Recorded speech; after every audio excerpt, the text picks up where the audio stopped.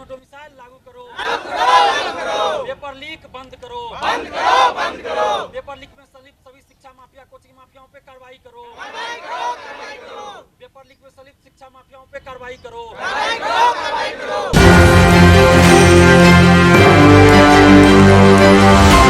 इस वक्त पटना के गांधी मैदान के गांधी मूर्ति के नीचे मैं मौजूद हूं। आप देख सकते हैं कि मेरे पीछे हजारों की संख्या में जो है वो छात्र मौजूद हैं। बिहार में डोमिसाइल नीति को लागू करने की बात कही जा रही है और साथ ही सभी प्रतियोगी परीक्षाओं में पारदर्शिता की भी बात कही जा रही है।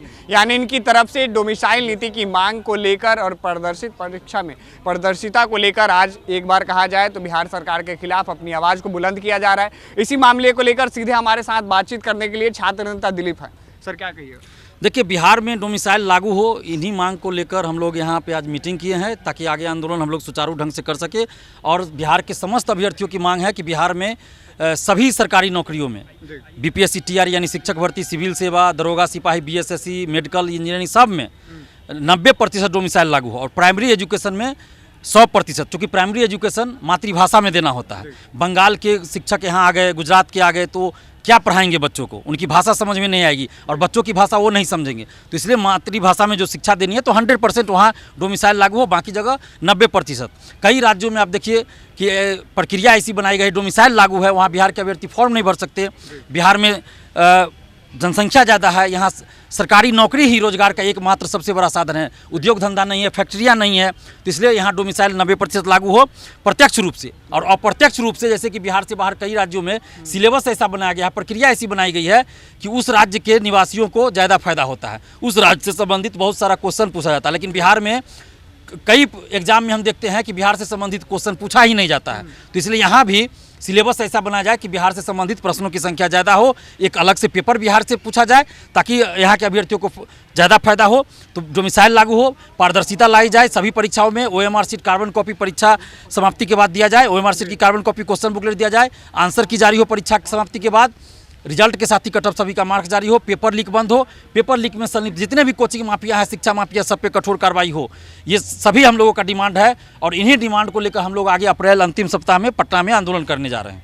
दिलीप जी, एक सवाल और होगा कि बजट सत्र के दौरान जो है विपक्षी दलों के नेताओं द्वारा डोमिसाइल नीति की मांग को लेकर भी सदन में इसकी चर्चा चली, लेकिन सरकार इस पे अभी तक चूं तक नहीं कहा, यानी कोई संज्ञान नहीं लिया।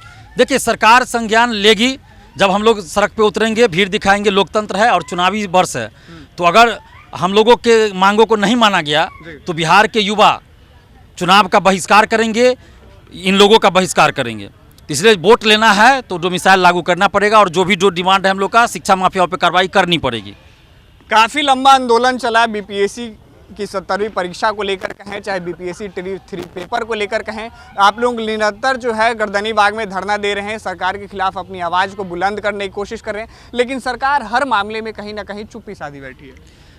देखिए, सरकार के कुछ लोग हैं ऐसे जो शिक्षा माफियाओं, कोचिंग माफियाओं से मिले हुए हैं और यही वजह है। और 70वीं बीपीएससी का जहाँ तक आपने बात कही तो दुखद है, छात्र आंदोलन का राजनीतिकरण कर दिया कुछ कोचिंग माफियाओं ने और ये दिखा दिया कि कोचिंग वाले आंदोलन कर रहे हैं, इसके वजह से आंदोलन बदनाम हो गया।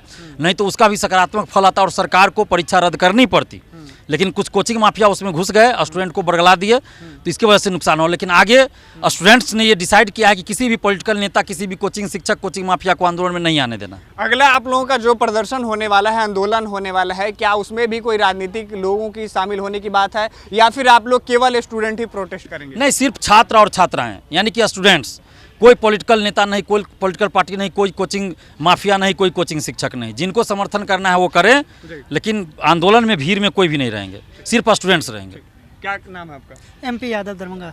क्या कहिएगा जो आंदोलन को लेकर बात आप लोग कह रहे हैं? देखिए, आंदोलन को लेकर हम यही बात कहेंगे कि फतेह करेंगे अब हर मैदान को, इनकलाबी फिर से वापस आ गए, याद रखना निकम्मी सरकार हमारे इस ऐलान को।